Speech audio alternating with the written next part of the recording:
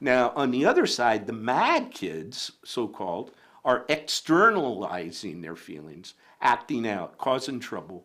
The school, the classroom problem, if you will. And those kids aren't making friends at all. They're causing trouble, not following the rules.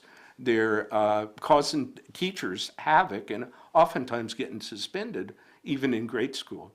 In young children in elementary school, aggression can look like irritability. It can also look like annoying behavior.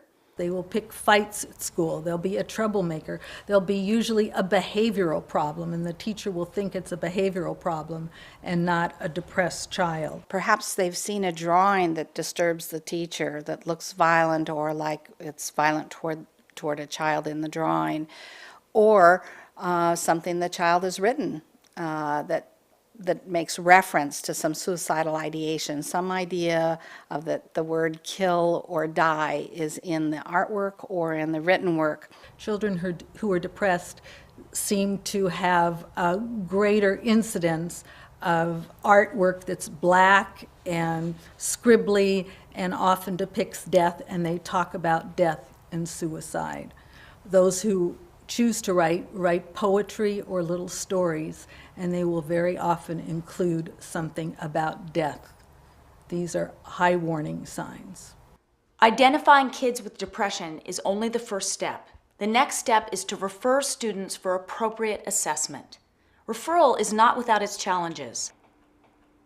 Teachers may be asked to speak with parents, report to administrators, and confer with counselors and psychologists. But every school can or should have a protocol to make referral as easy as possible. I think teachers would be hesitant because we're afraid of overstepping ourselves. It's a very, mental illness. You're questioning the soul of their children. And when somebody attacks your child, it's attacking you. I think sometimes teachers are a little worried that they may look less expert if they're asking for help, when in fact, it is the expert teacher that does pull in resources. It is the expert teacher that does notice the child having needs and brings the resources to them. And it takes a lot of time, if you think about it. When you start talking about kids and social emotion problems, the teacher may have to talk to the parents and the families at home or all of that, and become the social worker for the family. Just like teachers have to learn how to run a conference with care and etiquette, I think there's an etiquette to taking care of the mental health of the children, but there's a point in time where you have to get beyond yourself. It's like referring a child for child abuse. Sometimes we read it all wrong. It truly was a bicycle accident. I think it's important too for teachers to understand that they shouldn't worry about possibly identifying a kid who may not need that help. It's better to have a false positive. It's better to go ahead and identify a kid who really doesn't need the help. Have those professionals take a look and say, well, I think everything's okay, than to miss a child who possibly needed that. There are teachers who will feel like they don't want to bother other people, or maybe they don't trust their own instincts. I guess one of my messages, do trust your instincts. It's better to build a child than reconstruct an adult. Oftentimes it takes special teachers that are not afraid of getting deeper into the emotional pond. I think the principal has a responsibility to be sure that every teacher is aware of the protocol, that every teacher knows what to do if they have a question.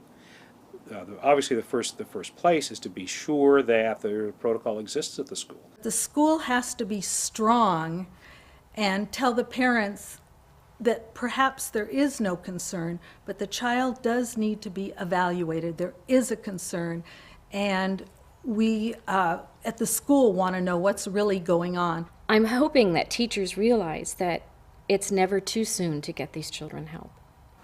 The goal is that we as teachers, as educators, if we save one life, it's as if we've saved the world. Just last week, a couple stopped me at night on a street and said, "Are you still working at the school?" And I said, "Yeah, I am." And said, you know, when you came to our house and did that home session, that made such a difference. Do you realize where our son and daughter are now? And then they tell me about, you know, they're finishing college and they're starting these wonderful careers.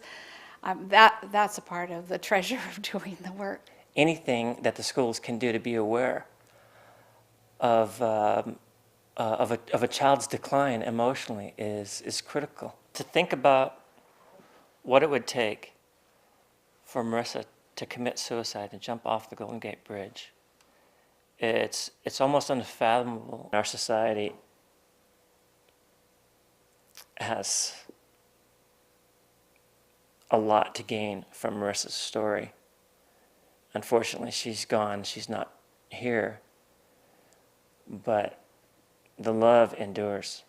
And I know any one of those teachers would give anything, as I would, to have her back. For Marissa and thousands like her, it's too late. But by simply identifying and referring troubled students for further evaluation and assistance, you could make all the difference in the life of a child. For all of us who have lost loved ones to suicide, I thank you for your concern, commitment, and care. There will always be the Missies of the world that have decided to commit suicide and we didn't catch her, okay?